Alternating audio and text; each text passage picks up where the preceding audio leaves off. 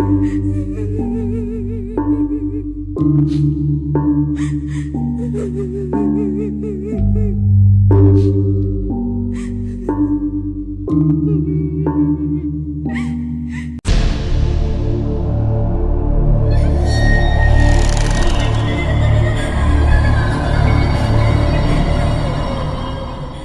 semua, apa khabar? Korang semua sihat ke? Rindu Kak Min tak? Okey lah, so untuk korang yang baru follow Kak Min ataupun baru jumpa channel Kak Min ni, thank you and welcome to my humble channel. Baiklah, tanpa membuang masa korang, jom mulakan topik hari ni. So topik hari ni agak menarik sikit sebab kita nak bercerita tentang urban legend ataupun legenda daripada negara Indonesia, iaitu Ratu Laut Selatan ataupun turut dipanggil sebagai Nyi Roro Kidul. Jadi siapa sebenarnya Nyi Roro Kidul ataupun Ratu Pantai Selatan? Untuk pengetahuan korang, Nyi Roro Kidul ini dikatakan adalah seorang puteri yang bernama Kadita ataupun Dewi Kadita. Dewi Kadita ini cukup dikenali sebagai seorang puteri yang sangat cantik dan dikabarkan kecantikan itu sangat sempurna dan tiada tolok bandingnya. Dan disebabkan kecantikan Dewi Kadita ni juga, beliau turut digelar sebagai Dewi Serenggeng, iaitu Dewi Matahari. Dia macam kecantikan dia tu terpancar kat muka, gitu. Dan mengikut kisah ataupun urban legend ni, diorang bagi tahu yang Dewi Kadita ni merupakan seorang anak raja yang bernama Prabu Siliwangi ke-6. Actually terdapat beberapa version mengenai legenda Nyi Roro Kidul ataupun Ratu Pantai Selatan ni.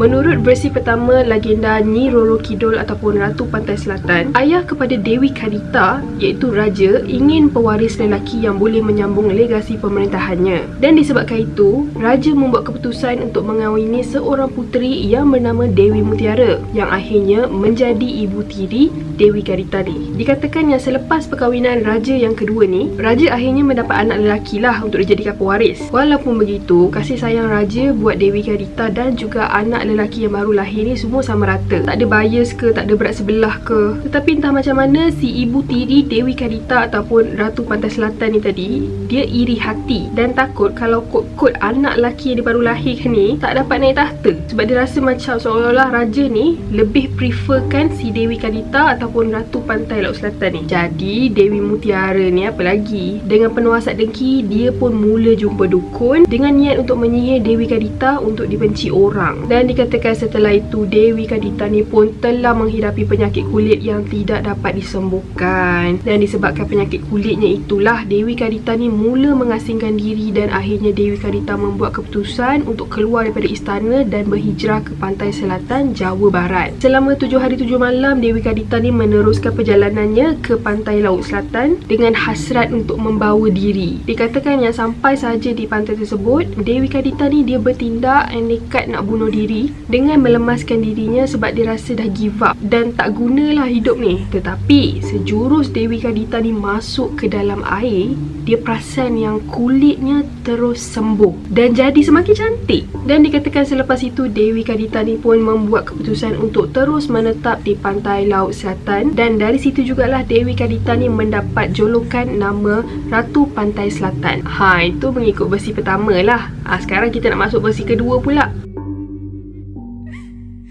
Yang versi kedua ni pula, dia agak sama permulaannya tetapi sedikit berbeza. Yang pertama, yes, Dewi Kadita ni dikatakan telah disihir, tetapi bukan dengan ibu tirinya. Malah dia disihir oleh gundik-gundik raja. Yang kedua, yes, Dewi Kadita mengidap penyakit kulit. Dan disebabkan penyakit kulit yang dihidapi Dewi Kadita ni dikatakan telah dihalau dari istana kerana mereka takut yang Dewi Kadita ni dia membawa sial ataupun membawa bencana lah, terutama terhadap kerajaan pemerintahan ayandanya. Jadi macam biasalah Dewi Kadita dia pun mulalah membawa diri ke mana? Ke pantai selatan. Dan sejurus sampai di tepi pantai, Dewi Kadita ni cakap yang dia terdengar ada suara yang memanggilnya untuk masuk ke dalam air supaya menyembuhkan penyakit kulitnya. Ini menurut mitos penduduk Jawa lah, yang turut dikenali sebagai penguasa Laut Hindi iaitu Kajeng Ratu Kidul. Dan setelah mendengar suara tersebut, Dewi Kadita ni tak teragak-agak untuk masuk ke dalam air dan akhirnya penyakit kulitnya gone,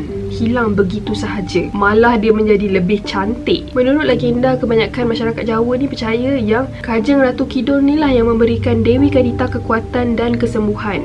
maka akhirnya Dewi Kadita ni diberikan gelaran Nyi Roro Kidul. Dikatakan selepas penyakit Dewi Kadita ni disembuhkan, berita tentang kecantikan dia tu tersebar luas. Ramai putera-putera yang cuba untuk mengawini Nyi Roro Kidul ataupun Ratu Pantai Selatan ni, tetapi malangnya tak berjaya. Alasan dikatakan tak berjaya tu adalah disebabkan Dewi Kadita ataupun Nyi Roro Kidul ataupun Ratu Pantai Selatan ni telah meletakkan syarat yang agak ridiculous buat calon-calon suaminya, iaitu putera-putera ini perlu berentap ataupun berlawan dengannya di dalam laut. Dan dikatakan siapa yang kalah berlawan dengan Nyi Roro Kidul ni, dia harus menjadi pengikut setia walau ke mana saja dia pergi.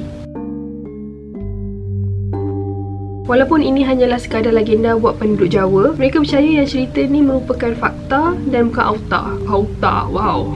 Untuk pengetahuan korang, terdapat satu hotel di Indonesia yang memang reserve satu bilik untuk dijadikan tempat persinggahan buat Nyi Roro Kidul ni. Hotel tersebut bernama Ina Sukabumi. Bilik nombor 308 ni telah dijadikan bilik khas yang telah disiapkan untuk Nyi Roro Kidul. And macam apa yang korang tengok kat dalam bilik ni, diorang memang sediakan khas macam-macam persiapan yang turut dilengkapi dengan kain berwarna hijau serta perhiasan. Persoalan, boleh ke masuk bilik ni sebenarnya? Well, diorang kata boleh, sebab bilik ni juga dibuka kepada para pelancong untuk melawat. Tapi kalau nak masuk ni memang akan dikenakan bayaran lah. Tak silap dia kena bayar dalam RM35,000. Tak tahulah sekarang macam mana kan. Yelah, tandas korang nak masuk pun kena bayar. Takkanlah bilik gini diorang dah siap-siap macam ni pun tak kena bayar. Cuma untuk syarat nak masukkan dalam bilik ni, pihak hotel dah bagi tahu awal-awal, kalau nak masuk bilik ni ada syarat Yang pertama, korang tak boleh pakai baju warna hijau. Apa-apa warna hijau pun tak boleh. Yang kedua, mulut kena jaga. Yang ketiga, jangan ada niat tak elok. Tapi korang mesti pelik kan?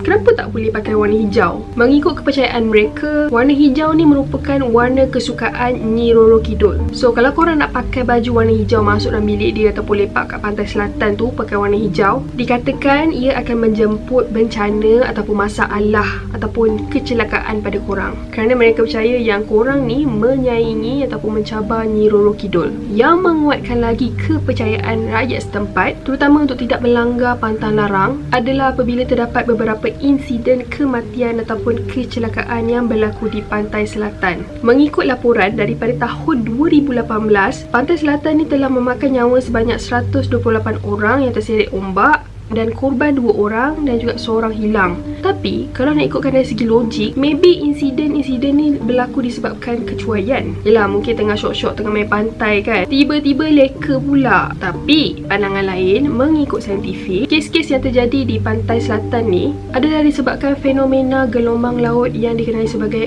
rip current. Mengikut National Oceanic and Atmospheric Administration, rip current ini adalah satu arus kuat yang terjadi akibat adanya pertemuan dua arus sejajar pantai yang kemudiannya berbalik dengan cepat ke laut. Di Amerika Syarikat pun pernah terjadi kes-kes macam ni. Malah kes kematian rip current wave ni lagi tinggi daripada kes serangan ikan jerung. Cuma itulah, tak semua pantai yang mengalami fenomena seperti ini, sebab dia bergantung kepada beberapa faktor. Tapi itulah, tak pasal-pasal Nyi Roro Kidul ni juga kena blame. Selek Okey lah guys, nampaknya itu sahaja topik untuk hari ini. Harap korang enjoy dengan apa yang Kak Min baru tunjukkan dengan korang ni, and baru ceritakan dengan korang ni. Video seterusnya Kak Min dah schedule siap-siap, tinggal korang tengok je. So thank you so much guys for watching, and kita jumpa on the next video. Okay, bye guys.